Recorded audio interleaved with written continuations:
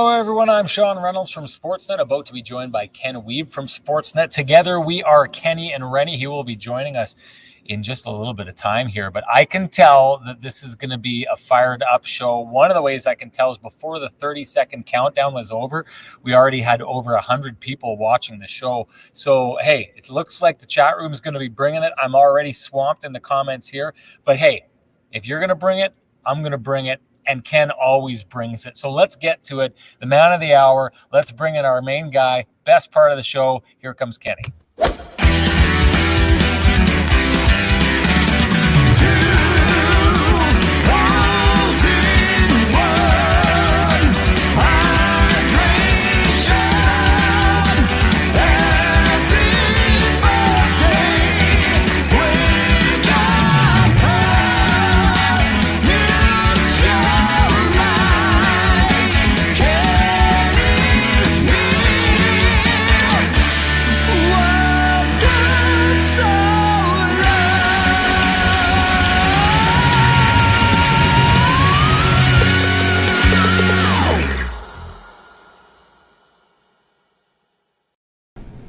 There's the man with the best intro music in all of media, Ken Wiebe. How are you doing tonight, my friend? Tremendous, Sean. Thanks. How are you? Fun evening at the hockey rink, that's for sure. Yeah, no doubt. Phenomenal game. I think, everyone was waiting for like a battle between two Titans. And what I saw was a bit of a sleeper hold. The Jets kind of jumped on this early, and the arm went up and it went down, went up, went down, went up, and it held on for a second there in the third period when the Oilers made a little bit of a push there, but eventually the arm went down again. So you got to give the Jets credit here tonight. What did you see? Yeah, Sean, I think you aptly described it. What I would say is that we talked about maturity the other night, and this was another example of the Jets' maturity. After allowing those two power play goals, including the one that was originally disallowed, then allowed, in years past, I think that would have caused a dip in their game, but instead of, opening their risk profile or getting nervous or playing tentatively or being on their heels, the Jets just got back to the things that made them successful in the opening 40 minutes, which were quite dominant in terms of their 5-on-5 plays. So for me, it's another example of growth. Very impressed. I would say this is their most complete effort of the entire season. Man, if you give the Edmonton Oilers 4 chances, they're going to score eventually, right? I mean, their first 2 penalty kills were pretty impressive, but overall I thought that the Jets were just exceptional at 5-on-5. But it just goes to show, Sean, the Jets, to me, almost played a perfect game through 40 minutes, yet there were some moments where you thought, whoa, what if the Oilers get one more here? But man, Connor Hellebuyck absolutely slamming the door in the third period. He's been so dialed in during these last 5 games, giving up 2 or fewer in each. Yes, there was 3 against the Blues, but shootout goals don't count against the goaltenders. So to me, Hellebuyck absolutely exceptional. And as we talked about in our post-game hit for Sportsnet Central and Sportsnet.ca, Pierre-Luc Dubois just with another dominant performance. Kyle Connor, I know he got the reward with the empty netter, but I thought he was just absolutely dynamic in the game. Sean, tons of great opportunities, really skating, ferocious in the offensive zone with the forecheck. And I thought, for all the talk going into the game, I thought Blake Wheeler did a very nice job on that line. And I thought the Jets, I'm going to turn the buffet back over to you. But boy, oh boy, Mark Scheifele, what an effort by Mark Scheifele, Nikolai Ehlers, and Andrew Kopp, especially when it was head-to-head with Leon Draisaitl. And then after that, after Dave Tippett went power, and power, boy, oh boy, that line was really good as well. Yeah, you did go to the buffet a little bit there. There's a bunch of topics there that we can dig into, but that's fine. I've come to expect it. We'll get to that. I put it right in your lap with Scheifele. Let's go. No. I'm not going to go into that. I wanted to start with something here because I did notice, Ken, our first 2 shows of the year came off of Jets losses, right? And what happened in the chat room at that time? What was the call? Angst, but specifically about who was getting called out at that time. Paul Maurice was getting called out at that time. There was a call to fire Paul Maurice time and time again. And I think, it's a 2-game losing streak, and that would return. And we know that there's, a decent chunk of the Jets fan base that has beat that drum for a long time and will continue to beat that drum. I want to say this, though, and let's open basically the show with talking about the idea of this. Paul Maurice had talked about a different way of this team playing, the new defense that were coming in, what that would allow, the idea of turning over the puck possession. What have you seen in the last number of games over this homestand? What have you seen from the Winnipeg Jets that maybe shows exactly what Paul Maurice was talking to and the style of hockey that Paul Maurice foresaw, taught, instilled, and the Jets have potentially got to, if you would agree? Well, even especially tonight, I mean, this assignment is one of the toughest in hockey. I mean, trying to go up against Leon Draisaitl, who is up to 17 goals now and at 33 points, absolutely absurd. McDavid, I love the way that Dubois played, and this is not about being right about anything, but man, we've talked about this on the show a lot, Sean. The more responsibility given to Pierre-Luc Dubois, the more the Jets are getting out of him. And that, part of that confidence comes from the coach saying, hey, you know what I want you to do tonight? Go up against McDavid.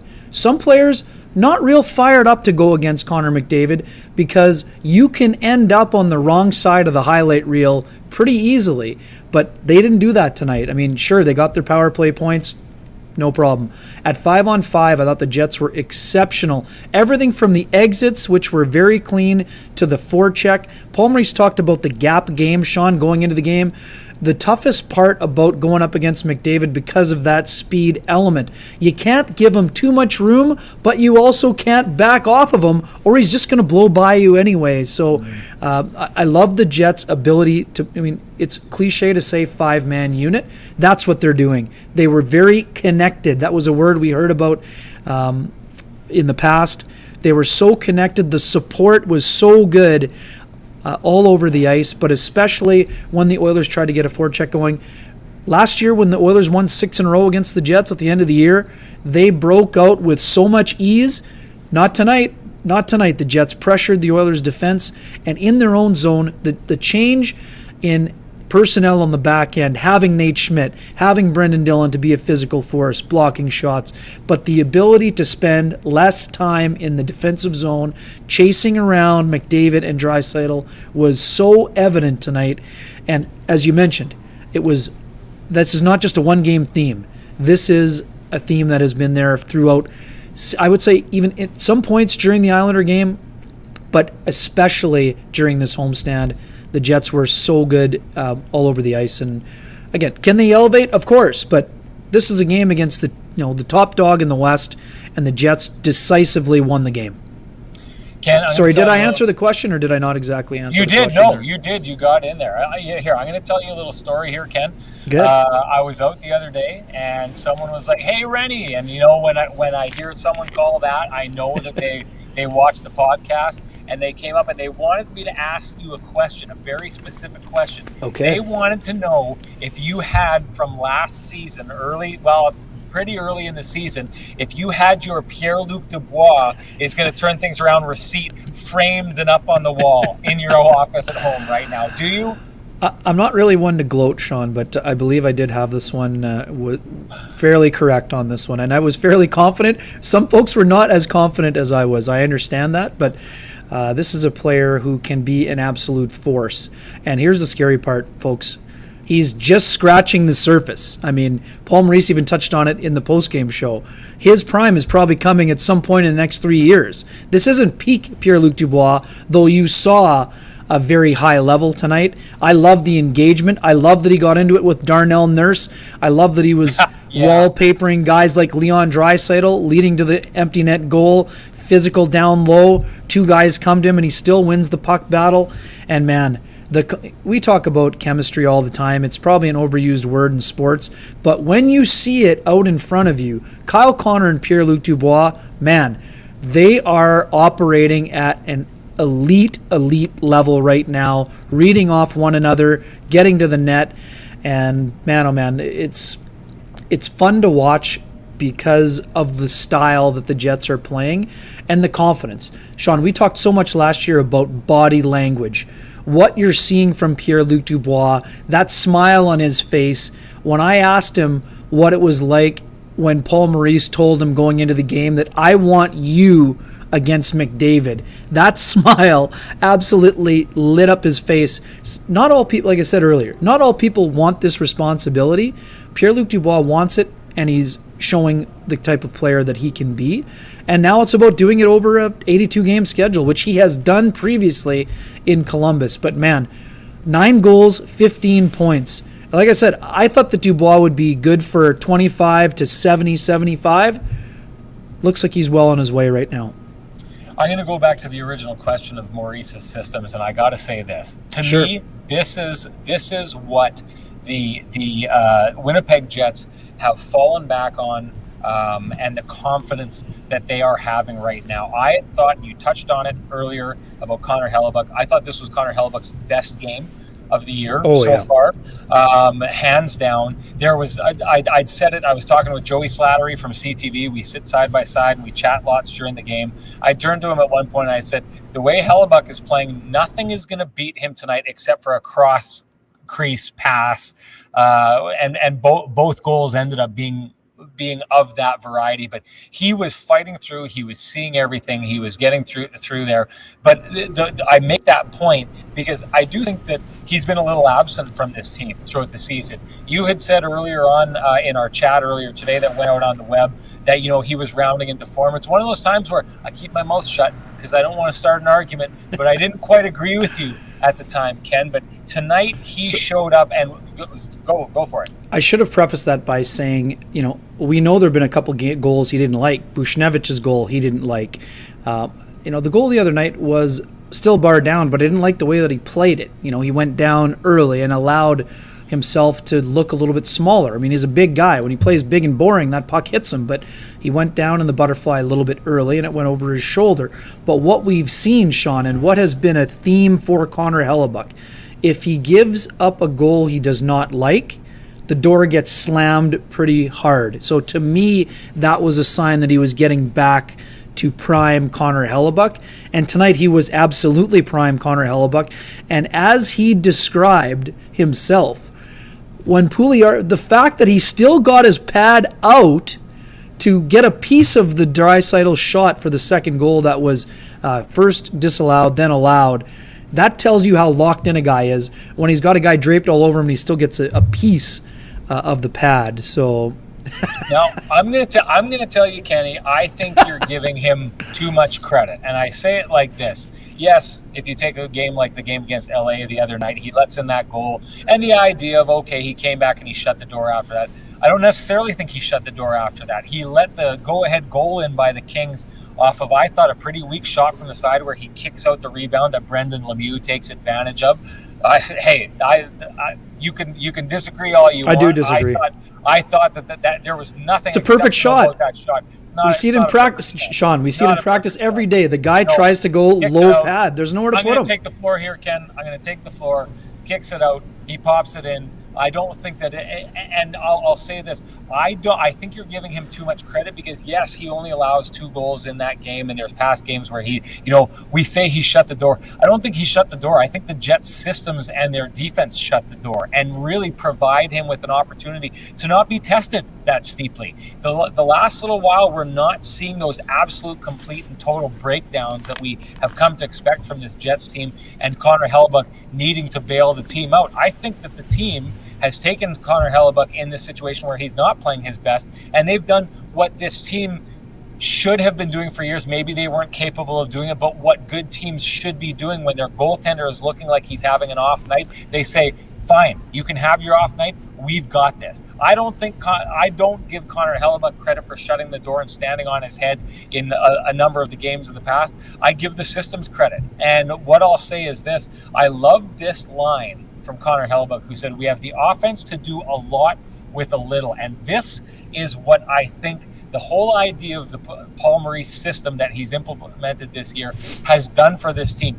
He's convinced, a team that loves to score goals, a team that loves to get on the rush, a team that loves to push it down ice. He's convinced this team to play defense first and the proper kind of hockey, with the expectation that they've got enough depth and enough talent up front that they're going to get their goals, and the goals are going to come, and they don't need to, like you'd said, up their risk profile or break out. That's the thing. They haven't been upping their risk profile the way we've seen them do in years past. They stick with their risk profile. They wait for their opportunities. They pounce on their opportunities. And it's that confidence that I think the system has instilled in them that allows them to do what they did on a night like tonight, where they just basically, I thought, broke down the Edmonton Oilers. And I'm going to get into this because this is going to be my next question here, is the idea that so Connor McDavid starts on the first line, Leon Draisaitl starts on the second line, and I thought Scheifele's line absolutely fed Draisaitl's line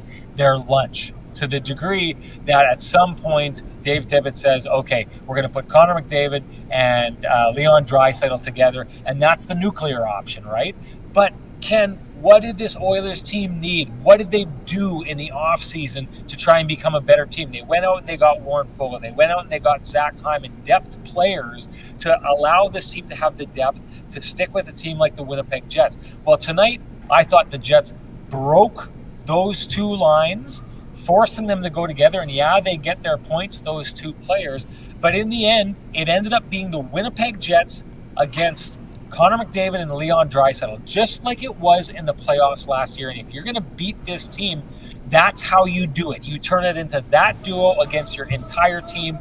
I don't think that the Edmonton Oilers, and I think they're a dangerous team, although their goaltending tonight was atrocious, but I don't think this Oilers team ever gets to where they want to go until they finally find a way to keep those two players driving their own separate lines. And I do think that they've got the guys to do it. I just thought that the Jets fed them their lunch tonight and broke them. And the moment that happened, I thought that was a win for them. What did you think of them forcing those two players on the same line? Yeah, I mean, obviously we've seen Dave Tippett go to it, as you mentioned, in the playoffs. And, I mean, you did an excellent, I'm going to just point out this for people who didn't see it. You've done an excellent job on the fishing expedition, Sean, but Paul Maurice is not biting whatsoever. He bit a little bit. He did say anytime you force them to make changes, you've done something right. Hey, Paul Maurice is not going to say, yeah, we win when those guys are on the same line. Of course not. Next time you play those guys, he's going to go out. I'm not expecting that, Ken, but I think he gave a lot. It's a good answer. It's a good question. It's a good question, and it's the caramel secret. One I could smile. I got a fish I could smile about. There you go. That one. I like it. I didn't catch a muskie, but I think I caught a decent smallmouth bass. For sure. And again, it's up to us to read between the lines. So you're right. I mean, Paul Maurice is never going to go out and say, yeah, guess what? Especially when he's playing that same team in 2 days from now. Well, you're going to say, you want to throw it on the old bulletin board, say, oh, Maurice thinks that, if they're together, you can't win. Well, okay, either they stay together and they try to light you up, or else they split them up and say, okay, well, then try to handle this. But one more point about Hellebuyck. Sean, Hellebuyck was great tonight. And I mean, you even said it to me on the way down. I think it was probably his best game of the year. Yep. He was dialed right in, a couple of excellent saves on Jesse Puljujärvi. I thought he was excellent throughout the game. He was a steady and stabilizing force. I think he's been very good during this stretch. If a team like the Jets gives up 2 or fewer most nights, they're going to win a lot of games. I mean, that's just the fact. I mean, if he plays like he did tonight, the Jets are going to be in every single game, basically. So, anyways, back to what you said. I mean, man, yes. I mean, for sure. The Oilers had no answer. I mean, for a while they only played with 2 lines, right? Never mind all the depth we talked about. Zach Kassian was nowhere to be found for the majority of the second period. I mean, that third and fourth line, they did not have a sniff in the game. And I also I agree. I don't think that their second line played very well. I mean, Yamamoto, Nugent Hopkins, and Hyman got nothing going. But I think that had more to do with the way the Jets were playing than how the Oilers were playing. But, impressive job. The Lowry line was great. That's a tough goal for the Oil. I mean, good on Adam Lowry to create the turnover and get the shot through. But that is the first one had some aroma to it. I mean, that's the kind of goal that is deflating for a team. Again, it's not just us. I mean, when the media fires things up and says this is a litmus test, marquee matchup, whatever you want to say it, players often downplay it. Yeah, no big deal. We heard other guys say, when the best team or a team rolling comes to town, you get up for it. Like Connor Hellebuyck said, it's on, right? A team that's on a roll like the Oilers, it's on. Like, you want to show what you have, and you want to see what your upgrades and personnel are looking like against a team that's playing great. So the fact that the Jets were able to rise to the occasion, impressive. Let's see how it goes on Thursday, right? I mean, now they got it. The next thing is fired up in round 2, right? I mean, no one's going to be planning a parade over a November 16th victory, but that's the type of game the Jets need to play against some of the elite type of teams in the Western Conference. So that is going to be something that a team can build on moving forward. It's not always going to look like that, but that's the type of game. That's a template kind of game. There were several games in this homestand where the Jets did not play to their template. They pulled a rabbit out of a hat late, or they played one great period and found a way. Tonight, that was as close to a 60-minute effort as they've had, and the only 2 goals against were to the best power play in the National Hockey League. Nice, James. That's nice. The engagement level is high. That's classic. That would be great. That is classic. It's like the Goonies, the map for the Goonies right there. You got the map all tidied up. Yep, very good. There we go. Ken, we got lots to get into. Before Sure. we get there, I got another story to tell you. And I'm earning a reputation as a storyteller. And I bring it up because I know this was a topic of conversation when we had Sammy the Scarf on, and we had Ken the Water Bottle, we had Harn Ryan the Beard, and everyone was saying, where's the headband, right? Well, if people have been noticing, they'll notice that ever since I lost that gorgeous flow, Ken, that I'm having terrible regret over cutting, that it's been gone. And this is interesting. I had a conversation the other day, with Kevin Sawyer, our friend over at TSN. Yes, we like to pull back the curtains. We're buddies behind the scenes. Great guy, awesome guy.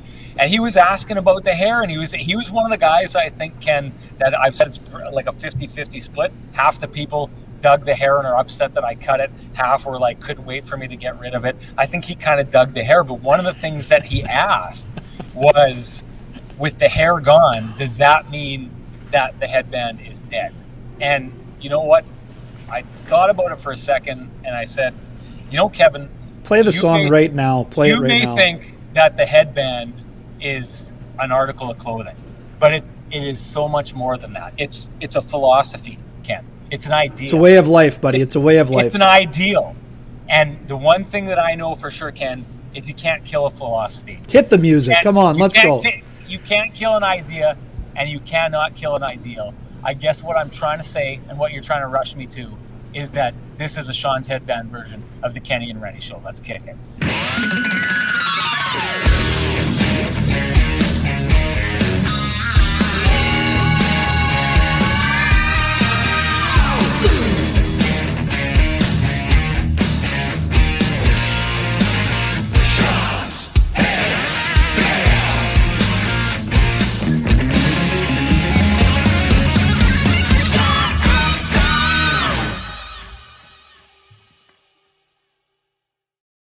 You love to see it. There it is. You love to see it. There it is. I think it's okay. I think you worked. You know why I'm rushing you? Because I asked for it on Saturday and you left it in the bag. That's all. Well, I know you wanted to show it off and I know what you're really wanting to do is you're wanting to show off the song from. Yeah, I want to share the marquee, buddy. I'm here to share the marquee. Well, and for sure, and you know what? We got to do that. I just didn't have it on me, Ken, and I didn't want to. I wanted to have. There you go. I didn't want to explain it. So, anyways, it's back on Headband Show, my favorite kind of show. And damn, is it good to hear that song? Loving it. Yeah. Absolutely loving it. We wore this quite a bit last year in the playoffs against the Oilers, and I got to say, it's a good luck charm. I think there's still people out there from Edmonton who I bet against the Oilers who still owe me from that. So it's maybe I got to go collect. But headbands on. I'm feeling it, Ken. Let's get into some of the line changes of what we saw. I heard what you said about Pierre-Luc Dubois and Blake Wheeler on that line. I wanted to get your take on what that line looked like. Yeah, fast. I mean, and they have to be fast. And Dubois pointed out in the postgame, you can't take a shift off against that line or you're going to get lit up by them. So I love the way that they played. They were, I would say this, they were not cautious. They were assertive yet smart. I thought their risk profile was very limited. I thought that their passing was excellent. Their zone entries were very solid, and they generated a ton of scoring chances. Whether it was Dubois, whether it was Kyle Connor, Wheeler had a couple, but Wheeler had the distribution line was wide open again. I thought he played a good game. Tenacious, that's a good word, Scott. Very good. Thanks for joining us. I thought that line was excellent. All kinds of generation, and they didn't give up a whole lot. And when they were in zone, they did a nice job of limiting the shots from the outside, which is so important because they're so elusive. And Draisaitl's so patient. I mean, he's big and strong, but he has that extra gear. He can shoot it, but he can also dish it. McDavid had his feet moving a lot, but he wasn't getting a lot accomplished. You saw the frustration, Sean. We talked about the 1-on-4 goal. A couple of times he tried to wind it up. Jets stayed in the lanes and didn't allow him to get a burst through or to let the guy on the back door slide open. And I thought their defense core had a really big part in that. I thought Morrissey and Schmidt were excellent. And also Pionk and Dillon, also very good. Let's go back to, what do you think of the, we'll go back to the lines in a minute. I'm just curious, what were your thoughts on the shoulder to the chin? Will there need to be any discipline McDavid? for Mr. No, McDavid? I don't think 2-minute so. minor is enough? Yeah, I think he was a little high. Yeah, on it. It was a penalty, no doubt about it. It was a penalty. Minor penalty. I had no problem with that. And you know what? I love the Jets' response. I love that they got in there. I love that Pionk, I think someone had said that he sold it a little bit. I think there was a little bit of selling there. What? Oh. Come on. He threw his head back like he just got cracked with a baseball bat. Come on. Fastest guy in the league just catches you at full speed, shoulder to the chin. You're not going to snap your head back? Come on. No, it was a little bit of that. But anyway, I that's what I think. But okay. Where's the wake up paddle? Where's the wake up paddle? Put it this way, Ken. If it was that bad, he sure recovered from it well. Let's say it like that. He sure recovered well from having his head snapped back halfway down his lower back. So he recovered well. But what I like about it is he was back enough to sell the call, but then he got engaged and used it as an opportunity to get in and get up in McDavid's grill, right? And you could see McDavid wanted nothing to do with that. He wanted to just argue with the ref. But you've got Brendan Dillon right there. You've got Pionk right there. They're up in his grill, and they're using it as an opportunity. And then Draisaitl came in to kind of slow things down, and Pionk went after him as well. I love it. You could see people were throwing out the living rent-free and the head thing. It may just be that there's not a player in the league that lives rent-free in Connor McDavid's head the way Neil Pionk does. And I love that he sets out to try and affect the game in that manner, because I don't think enough people either do that or can do that to Connor McDavid. And I love the Jets' response in that. It was like, you got your shoulder up on one of our guys. We're going to go at you. It doesn't matter who you are. We're going to get up in your grill. I thought it was brilliant kind of mind games to play with the Edmonton Oilers, and it sets them up well for their next game against them, which is on Thursday. And they did it in a smart manner. They didn't take a dumb penalty to get an even up call. You take the license plate number, you go at them and tell them you're not going to stand for it, but you don't take a retaliatory penalty, which is important. All I'm saying is this, Sean. If Pionk hits McDavid with that play and his head snaps back, people are calling bloody murder. So, and again, if Pionk was really selling it, he would have gone down to the ice and flailed his arms and gone haywire. So, I mean, his head snapped back. You know why? He wasn't expecting the shoulder to his chin. I think that's why his head snapped back. I didn't think it was a sell job at all, but that's okay. We don't always agree, and that's part of the beauty of it. We rarely agree, Ken. Oh, I disagree with that. That's a lie. That's a lie. You disagree. We don't agree on this point. Just chalk it up in the disagree aisle. Let's get on it. Let's get back to that line, because I want to hear your opinion on it. That line with I know you've been talking about. They were great. I mean, I don't know what else I can say. I thought that they were responsible on all three zones.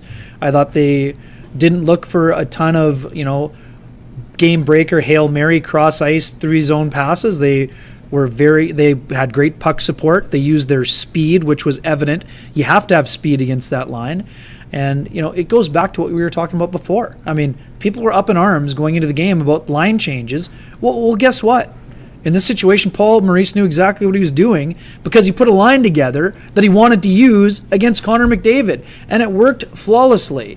And the other part of that, he split up Mark Scheifele and Blake Wheeler. That's something he hasn't done a whole lot in his tenure. And both players played well with the other people. So, I thought that was an excellent job by that line. The Scheifele line played well. Ehlers... we talked about this after the last game. The extra day off between games was going to help Nikolai Ehlers because he's been dealing with some kind of lower body issue. Same with Scheifele, been dealing with the Charlie horse. Both guys moving better in the game. I thought Andrew Kopp was great. I mean, this is one thing that got kind of lost in the entire shuffle, Sean. Andrew Kopp beat Connor McDavid down the ice for a breakaway. Connor McDavid, I understand fully that he was on the ice for almost 2 minutes. I don't care about that. Andrew Kopp beat him down the ice. They were basically almost in an even position. Kopp had a little bit of a lead. He never gave up the lead.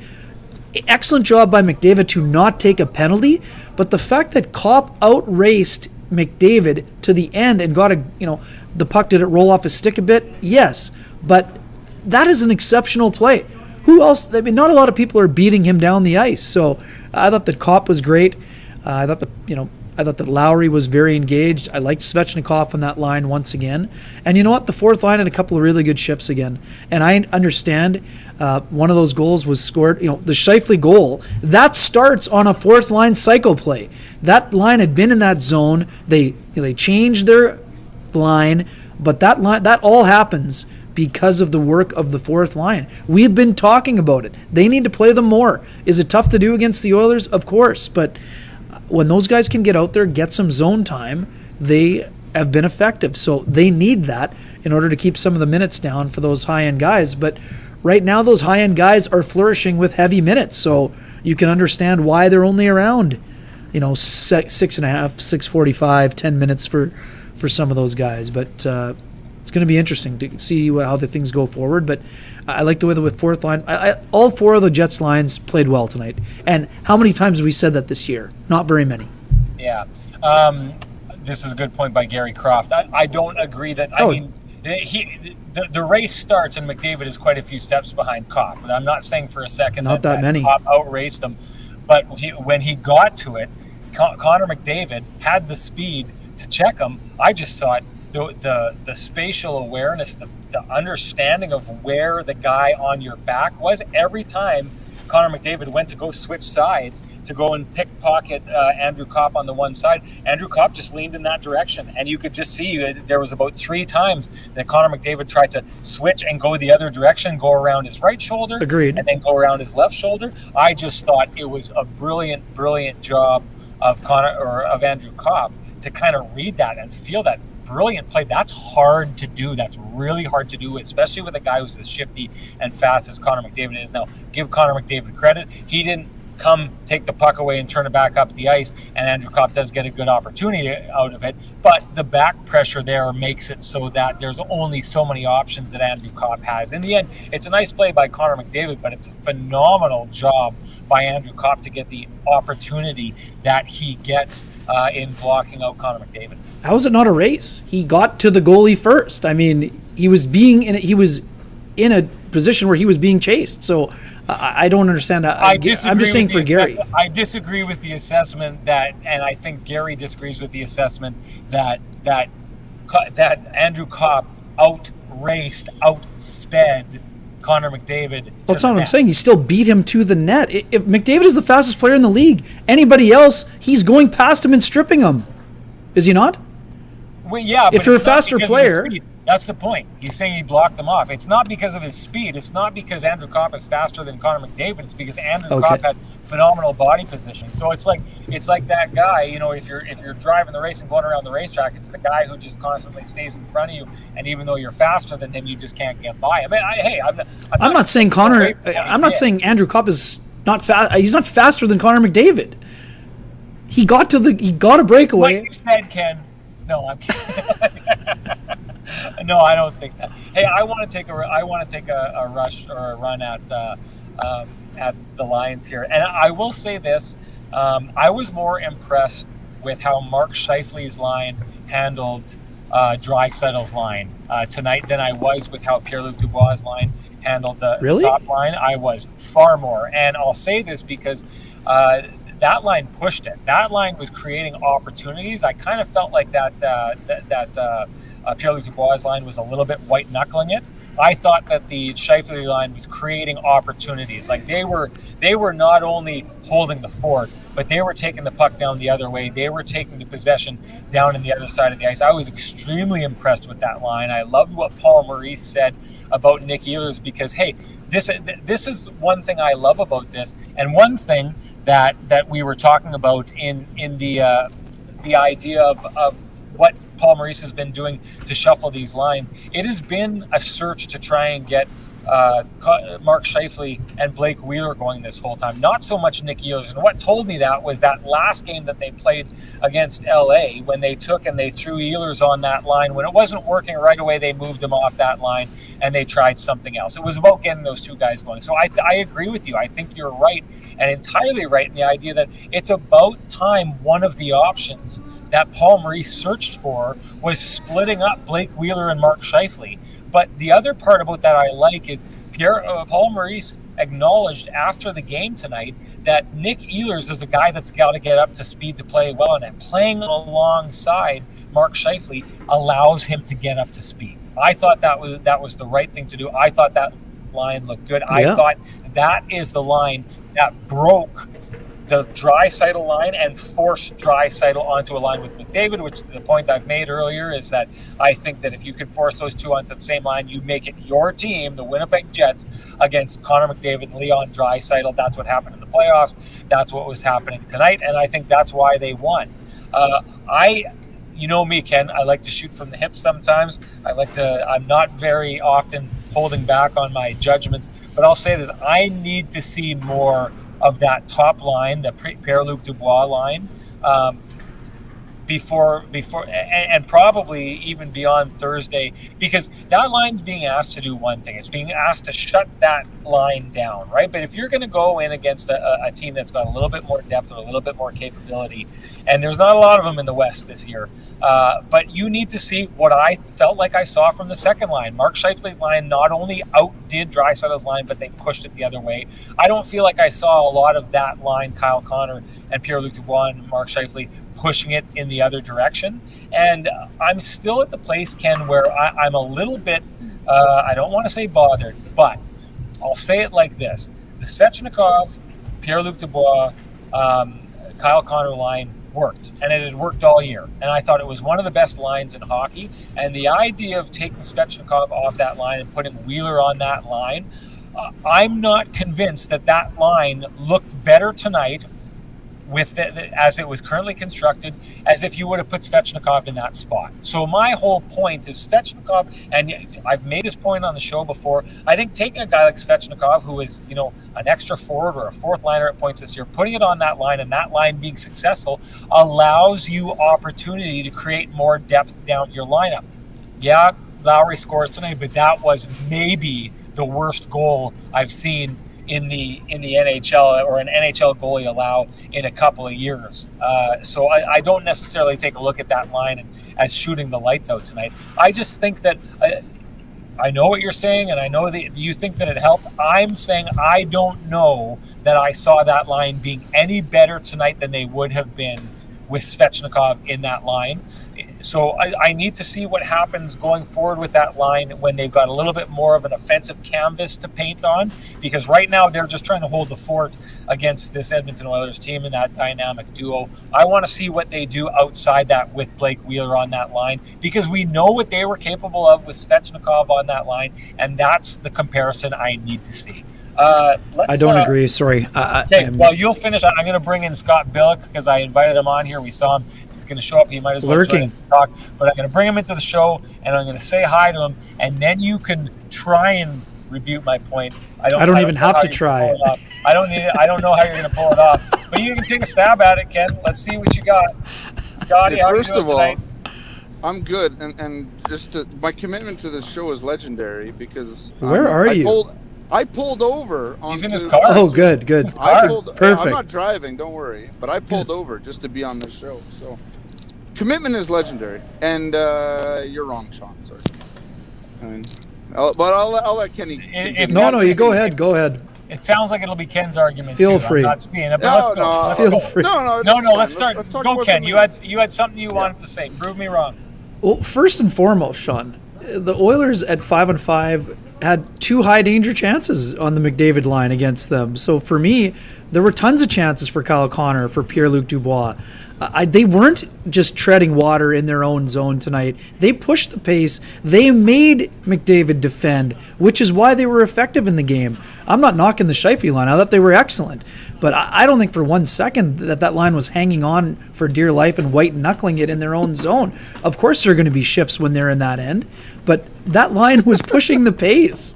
I didn't think that they were just trying to hold water and just trying to hold off their opponent. No. They forced their opponent to defend, which is where they're most ineffective. That's, no offense, but these 2 guys are the 2 most dynamic offensive players in the league. They're at their least dangerous when they're inside their own blue line, which is where they spent the majority of the night against the Dubois line because of their ability to push the pace. So those two players, when they combined those lines, right?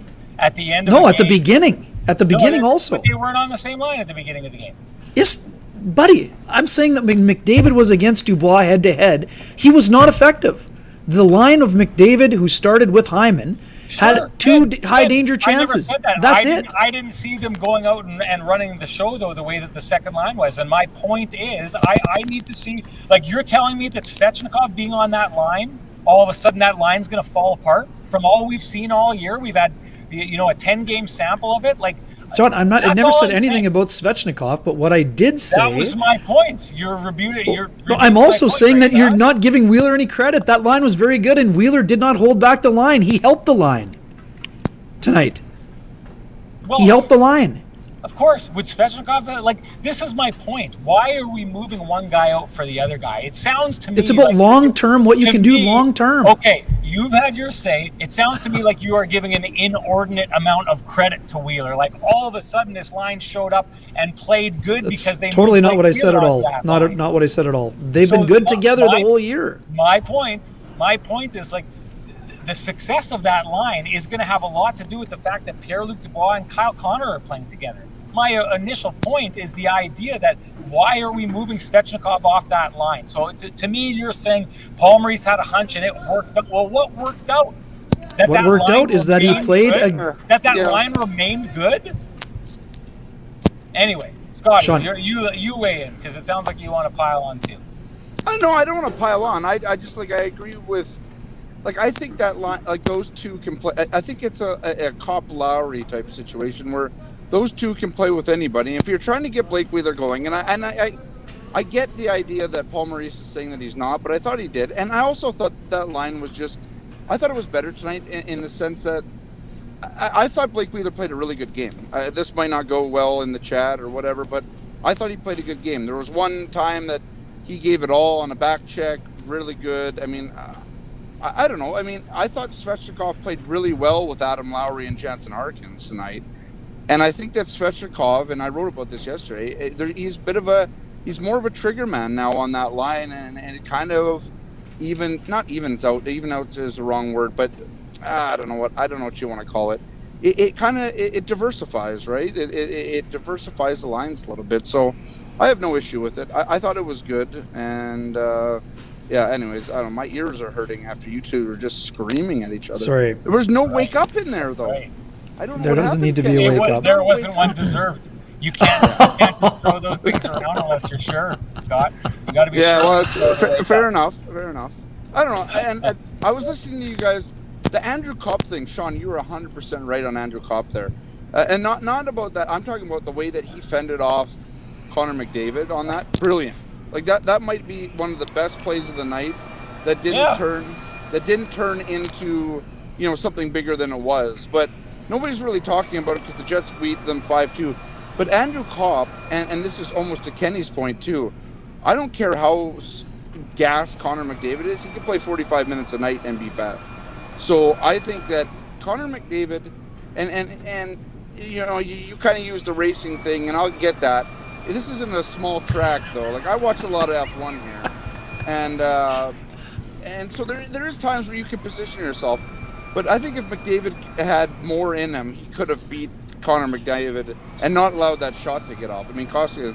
But anyways, that play was unbelievable by Andrew Kopp, and I couldn't believe that he, I couldn't believe that he actually got there and got that shot off. And so yeah. Anyways, I'm with you on that on Sean, but I'm not with you. My only point is, it was for 3 zones. I mean, no, it was from one blue line all the way to the net. I mean, with you. You don't have to scream no, at me. it's all good. Sorry. Dad, stop. But yeah, no, I think it's I think. I agree. You gotta I'm love agreeing it. with both You gotta of you. love it. I think that We're not even arguing. There's nothing to agree with both of us. No, well, that's fair enough. I wanted to just offer this up. One, it's just great to see Tristan on as he always is, but just pulling out the Headband song felt damn good, and I just want to give a shout out to Tristan, who again, it is good. The guy who put that all together. It's funny. I thought I was almost expecting. Because the chat room really got into Harn Ryan and Sammy being on for the last one, and someone in the chat room was saying we need entry music for Harn Ryan and for Sammy, and I was almost expecting in my inbox, ping Tristan to throw in a couple more songs in there. Tristan, I'm not asking you to do it because you're so generous with that kind of stuff, but all it is, Tristan, is people love your stuff. And they just wanted to in on that. Guys, I wanted to offer a little bit of a counter to what we're seeing here tonight, because I think the feeling here is one of superiority in the Winnipeg Jets, played a far superior game to that of the Edmonton Oilers. It seemed their schemes were far superior. Their goaltending was definitely far superior. And this is, when we came into this was a clash for, one of the top teams in the conference. Was talking to Big Lou, who calls the games not only on Hockey Night in Canada, but was here calling the local Oilers game for the broadcast in Edmonton. And I kind of asked him what he was seeing from his team, and he said, "Well, I mean, they're tired. This is their 4th game in 6 nights," which is true. And that he just said that there's like a lot of flybys. This was not that he said. Put it this way: this was not a representation of the team that you would typically expect seeing. I'm not making excuses. I guess I'm just saying. Let's see what happens on Thursday. I'm interested to see what happens on Thursday. This was, not only 4 games in 6 days, but each of those days off were travel days for the Edmonton Oilers as they were making their way across from the Eastern time zone into the Central. Again, everyone's got to deal with their schedule. I guess what I'm hearing from Lou was everyone is thinking this was the Edmonton Oilers of this year that they were playing. It doesn't sound, from the people who cover this team the most, like this was the Edmonton Oilers they're used to seeing. Let's keep in mind, though, that maybe it's the Winnipeg Jets that made them look like this. Maybe this is what the Edmonton Oilers, no matter how tired they are or how rested they are, maybe this is what they look like against the Winnipeg Jets, because what I saw was a lot of what we saw the Winnipeg Jets play against them in the playoffs last season. Do you think, Ken, that the Jets are at a point where they've got a template that they can fall back on and know how to succeed against this Oilers team? Well, I mean, I think that it's almost impossible to do it over a long stretch of time. I mean, or what are we going to see? It's all about how you respond, right? You laid down the foundation, but I mean, the Oilers are going to be better. They're going to be pissed off about what they saw, and they should be. That wasn't a very good effort by a team that's been very good. So, do I think that the Jets have the caramel secret? Well, no, nobody has that. But that's as close to a game. The caramel secret line, well, by the way. I mean, honestly, on our chat earlier today. Honestly, I almost stopped our chat and was like, I almost stood up on my tippy toes like I do sometimes to try and differentiate our height when we're on camera. Everybody knows you're taller than me, man. Get over it. Get over it. But yeah, that was good. That was good. No. Anyway, go on. Sorry. No, it's all right. It's like that's how they need to play. I mean, we all watch NFL. I mean, so when you see how a team plays against Mahomes, well, now everyone's going to try to play that way. Can you effectively play that way every time? Well, no. I mean, the great players are always going to adjust. But what the Jets did was make life incredibly difficult. What did they not do tonight? Not a lot of pizzas. Not a lot of bad neutral zone turnovers where the opponent takes your lunch money, to borrow a line from Andrew Kopp. The Jets didn't do that. Their puck management. Paul Maurice said people hate that word. Well, guess what? If you don't manage the puck well against the Edmonton Oilers, you're not going to win the hockey game because they're going to take the puck the other way and put it in the back of your net. So do they have a template that works? Yeah, you saw it on display. Can you effectively implement it every single time against those guys? Well, hey, I mean, they've done it once. They only play them 3 times. They don't have to play them 9 times like last year. But if you can limit Draisaitl and, well, never mind those 2. They gave up no 5-on-5 goals today against one of the highest scoring teams in the National Hockey League. That's an impressive feat. And it wasn't just one line or 1 or 2 players. It was a cumulative effort. And this is the best game the Jets have played. I mean, is that the new standard? Well, I mean, of course they're going to try to push to that standard, but it's an incredibly high standard to hold yourself to. But, Sean, we've been talking about this all year long. If you want to be an elite team in the Western Conference, that's how you have to play every night. Is it easy to do? Of course not, or else everyone would do it. But that's the template right there. You know, I think one thing you got to give the Winnipeg Jets credit for, and this is kind of getting to taking a more global view of this road trip, right? Or sorry, this homestand, because it was at the beginning of this homestand that I had talked about the fact that the Jets had seemingly had a pretty light schedule and that we were going to find out who they were during this road trip. I think we found out to a pretty strong degree who they are.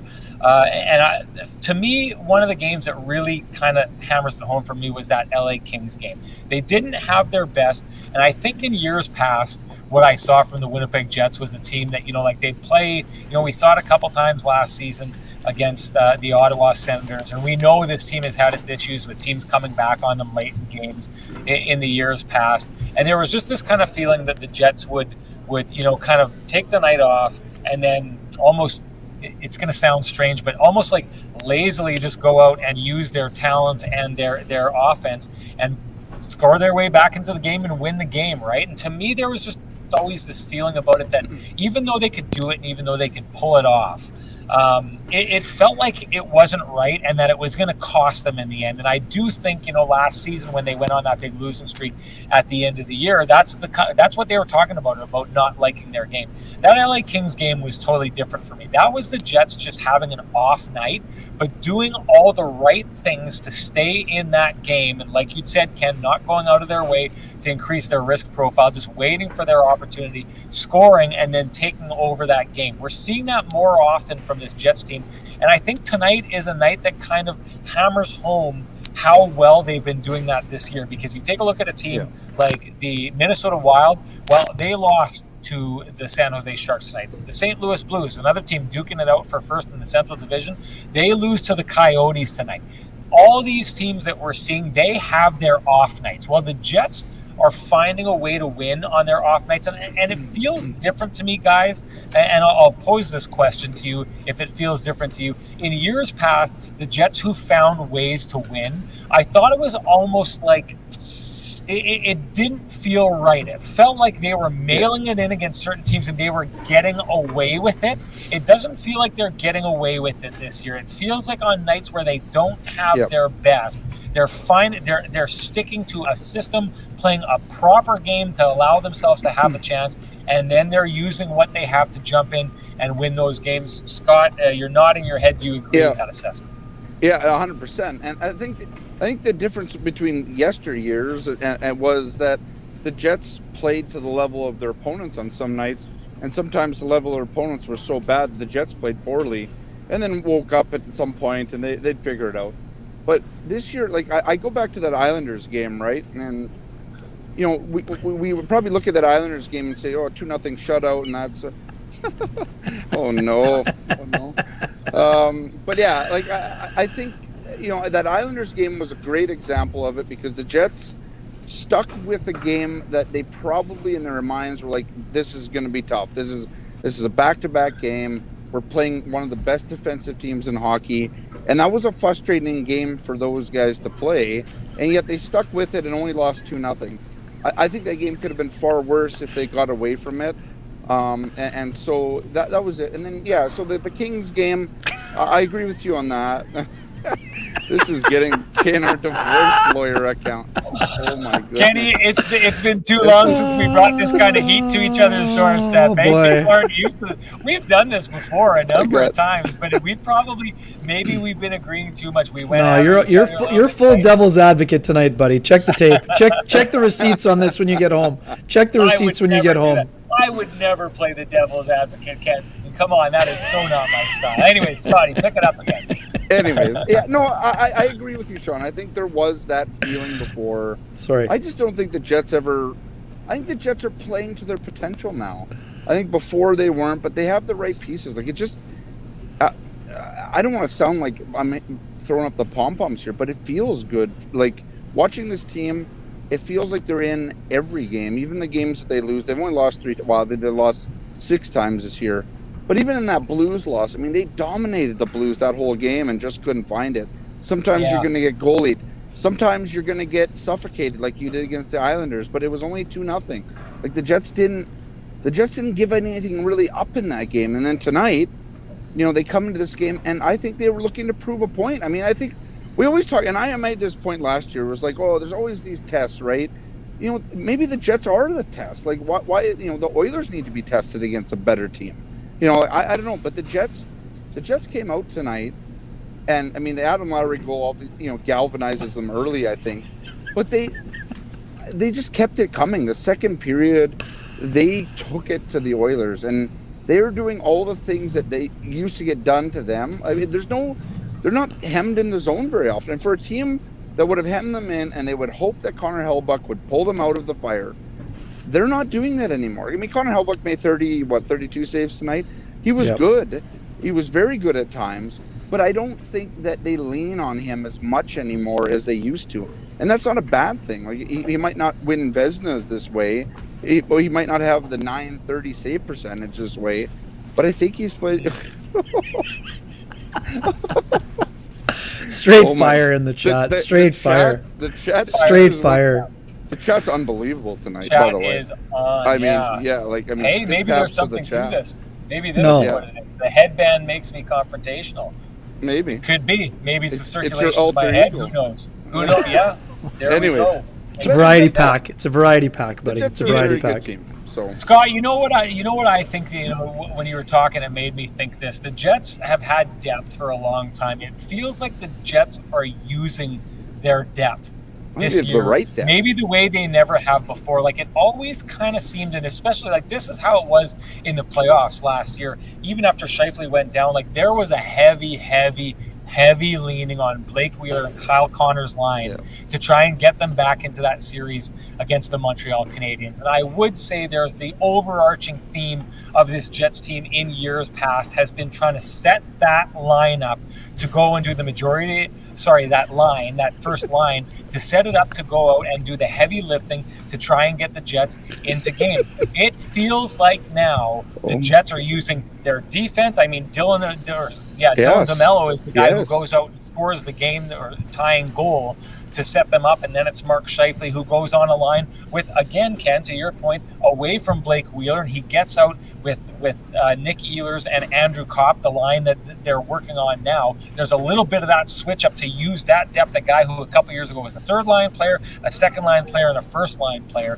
It seems to me like there's a concerted effort not only to try and use their depth in a way where they can say Pierre-Luc Dubois can get us back into this game, Kyle Connor can get us back into this game, Ehlers, Scheifele, Wheeler, Lowry, Svechnikov, up and down. There's a lot of guys, and that's not even counting guys like Nate Schmidt and Neil Pionk. There's a lot of guys on this team who can get us back into this game. It feels to me like there is a focus on the depth of this team and the capabilities of guys up and down the lineup to win games for them like there has never been before. And when you're talking about the right way, to me, I think that's what the right way we're seeing from the Jets is this year, is that they're actually giving ownership to guys up and down the lineup in a way they never have before, and those guys are responding. And what I do think is that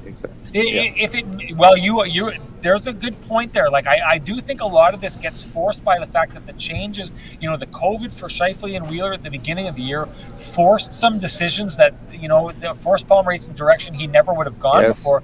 And Ken, we talked about this on the show. It seemed like there was experimentation that Paul Maurice was forced into, that at the beginning of it, he was like, I'm not so sure I like it. And by the end, it was like, how could you not like it? The results were there. The team was winning.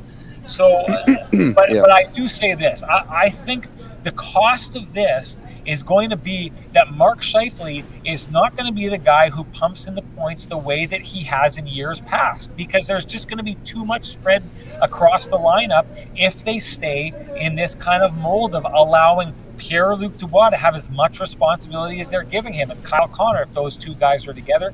I just think that that's what we can see and what we can expect. Mark Scheifele, I thought, played his best game tonight. And did he have a goal, or he had a goal? He got the redirection goal. Yeah. Did he have 2 points or 1 point? Just the one. I think just the 1 point, right? Just the one. 1933 of ice time. Under 20 minutes. You don't see that often. Exactly, and that's what you're looking at here tonight. This was the way that you beat a team like the Edmonton Oilers, and the way that is to divvy up the ice time and have contributions across the board. Yeah. So, I mean, it's a different mindset, because we haven't seen this in the past. In the past, it's been about getting those two players and Kyle Connor out as much as you can and having those guys run up the score, and then allowing everyone else to kind of jump onto the parade at some point. It's a different mindset. It's going to cost those guys in points, but to me, I think it's a better way of using your depth. To me, it's the right way for this team to play to have maximum success. Yeah, I'm with you for a degree of that, for sure. And the reason why Scheifele was at 1933 is because Pierre-Luc Dubois was at 1932. So we've been talking a lot about 1A, 1B, not just 1 and 2. And it's not just Pierre-Luc Dubois is the second line center. Well, he can play when he plays like a top line center, the Jets can have two top line centers. There's nothing wrong with that at all. Hey, Roscoe is back with the. Remember, this was something the other day. He was all about the grit. Well, they found the grit. There's the grit. The grit is back in the game. I think the biggest linchpin here is PLD, right? Like Pierre-Luc Dubois. I agree. He is tonight, every night this season, and Kyle Connor, because I think Kyle Connor is a free man. I don't say that, and I don't say it's not negative, but the way that Kyle Connor and Kenny, you said something up in the box tonight, and we were. I don't know if it was just flying into the offensive zone, but it's just like you've said it and we've all said it, and it's just Kyle Connor is playing at another level right now. He really is. The speed is ridiculous. The speed is unbelievable. And he's back checking and all the things that fans were on him about because he wouldn't play defense and all that. But I think you're seeing, and I think the biggest word here is buy-in. There is buy-in here this season that you're not seeing, that you didn't see in the years past. The Scheifele back checks, the Connor back checks, the Wheeler back checks, even though he's 35 or 36 or whatever, and has lost a step. Blake Wheeler made one back check tonight where he just turned the Jets on. And so that's the garbage, and the guys didn't. Anyways, but the buy-in this year is unbelievable. And I think that's the biggest thing that you're seeing from this team is that everybody is playing, everybody's pulling in the right direction. I'm not saying that other guys in other years weren't doing that, and Paul Maurice has noted this, like there's a maturity level in this game now, in this team, that everybody is all pointing in one direction, and they're doing that. And so with Pierre-Luc Dubois playing the way he is, like I don't know, there's just something different about this team and the way that they go out on the ice. I don't know if I want to call it a swagger, because I don't know if that's what it is. I just think that there's guys that there's a certain level of play that's expected, and the younger guys are playing at it, and the older guys are playing at it. Everybody's kind of doing the right thing, and I think you're seeing it. But I think Pierre-Luc Dubois, I mean, my goodness, I was on TSN. I shouldn't say that on here. I was on a competitor's show. Okay, Scott. We're okay. Say it. You don't want to confuse the chat room. That's true. I was on TSN in Edmonton before the game, and like they asked me about like Pierre-Luc Dubois, and it's night and day from last year. And I know me and Kenny, at least, or all three of us, when we were on the show at times, and you two, obviously, with me watching, everybody was defending Pierre-Luc Dubois. I was like, just wait. And he's here. Like, here he is. Here's the Pierre-Luc Dubois that everybody knew. And not only is Pierre-Luc Dubois here, he's taken his game to another level. And I mean, we're seeing it with all these, like, putting the shoulder down, the net drives, everything. It is unbelievable how good Pierre-Luc Dubois and how well he's fit into this team. I think that's, you didn't see it last year, but whatever happened in training camp in the summer, it's come together for him, and he's taken the game. And the way that he said tonight, like, I want to be the guy in a 1-0 game. I want to be the guy in a 7-6 game. I want to be the guy that essentially is depended upon. And man, like, I mean, tonight, I don't know, I think Kenny might ask that question, but he was that. Like, I mean, he's been very much, I don't want to say everything for this team, but he's been a massive part in why that this team got through those COVID infections, why Paul Maurice, I think, now trusts him as a 1A, 1B or whatever. It's unbelievable. So, and it does look like Blair Witch. Yeah. Just Ken, one last question. Well, okay, make your point, then I'm going to give you the last question. I think one other thing we should quickly discuss is the improvement on the back end. When you spend less time chasing, it's making the key to optimizing a very skilled forward group is to have people that can put the puck in their hands, not rimming it along the boards, not hope playing it off the glass, not high flips into the neutral zone where it's a 50-50 puck. Clean exits, less time in your zone chasing. The Jets are able to expend the majority of their energy right now on the rush and churning in the offensive zone. They couldn't do that last year because they spent so much more time in the defensive zone. They were gassed by the time they got it out, and then they weren't able to attack with speed. And I think that we got to give some credit. I mean, we talked about the decor a lot. They've been excellent, and tonight was one of their better games for sure. But I mean, again, I've been on the I'm on the Gus bus now for this year, but Pierre-Luc Dubois has been excellent, and he is showing the level that he can play at, and he's just scratching the surface. I mean, I honestly think that there's more for him to give, but he has been excellent, and this is the type of player the Jets were looking at when they acquired him, and that's why they went out and spent a heavy price to get him. One thing that fascinates me that I really, like, in complete honesty, until our last show, Ken, I had not even thought about, but is the idea of Pierre-Luc Dubois playing himself into contention for the Team Canada roster at the Olympics. Like, why would you not want a guy with that size playing the way he is, putting up the points he is, playing defensively responsible the way he is? Like, how can they not be thinking him at this stage? And can this you is the imagine last him taking Scheifele's spot? Well, wouldn't that be something? But I mean, boy, and maybe the youth factor plays into. We know that Team Canada doesn't like to go too young with their players. We've seen. I mean, that nothing says that to me more than that first Olympics when Rob Zamner was on the team. Well, and Sidney Crosby was available, and they didn't take him that first time around. That was insane. That was terrible. Well, yeah, look what that happened. That was insane. That was nuts. That was crazy. That was just an example of, I think, overthinking the problem, and maybe that will come into play. Maybe the luxury you have in Canada is you want to take a guy who's got like a 5-year resume that you can look back on, rather than a guy who's only got like a 3-year resume or a 4-year resume with 1 year kind of missing the way it was for Pierre-Luc Dubois last year. That probably will play against him. But boy, oh boy, if the Team Canada brass aren't at least having a look at what he's doing, they're not doing their job. I leave and I ask each of you this last question. Try and keep it tight, but and believe me, I mean no disrespect by asking this, but Blake Wheeler and Mark Scheifele getting COVID and the things that Paul Maurice had to try out after that, and what he may have found in trying that out, was those two players getting COVID and this team having to find a way to make it work without them. Is that the best thing that's happened to this team so far this season? Oh, you don't want to say it, right? Because it sounds so controversial. It's not what I mean. I don't mean any disrespect. I know. I just think that it's one of those negatives. Right. So let's ask it in a proper way. Right. Did the Jets take the worst possible negative and turn that negative into an opportunity, and maybe that's the biggest opportunity they've found or created for themselves this season. Let's ask it like that. Yeah, and I think they did. I mean, you can see it. Paul Maurice's hand maybe was forced.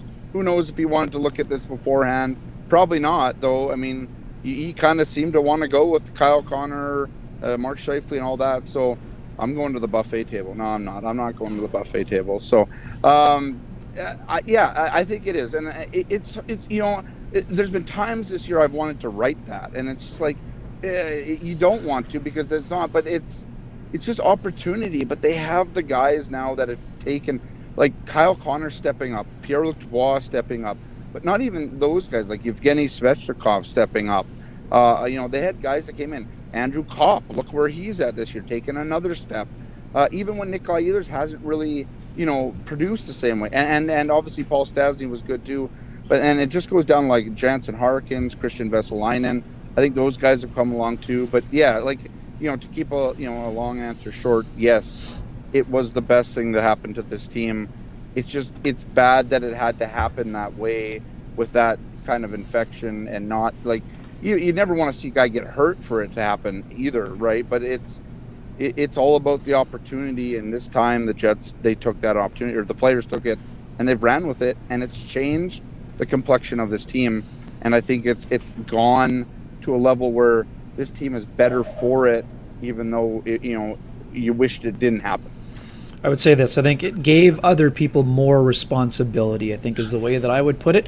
What I would also remind both of you, though, when Pierre-Luc Dubois came to town, Kyle Connor was to the left of Pierre-Luc Dubois. So I'm not sure he was forced into it, but I know where you're going, because we thought we might see it in training camp again, right? But when we saw Connor, Wheeler, and Scheifele on day one of camp, we were kind of all thinking, okay, well, that's kind of confusing because you know what you have with them, so wouldn't you test out a few other options? But I think what we've come to notice was that Paul Maurice wanted to try it with an upgraded defense core to see if he could get into the old hot tub time machine back to 2017-18. But what we're finding out is that, you guys remember this bang on, we asked Paul Maurice about Kyle Connor before the bubble, and he said he was playing himself into superstar status and was a driver. Right now he's a driver. It's not that he has two passengers, but he is driving on a line where Pierre-Luc Dubois is also driving, whereas before you had three guys kind of wanted to be the driver, but they weren't always driving in the same direction, right? So to me that has been a huge development, but it did allow other options. Like Evgeny Svechnikov wasn't going to even have a top six opportunity before Blake Wheeler went out. So that's an unintended benefit for the Jets also. It'll be interesting to see. I mean, I still think that those guys are getting back up to speed.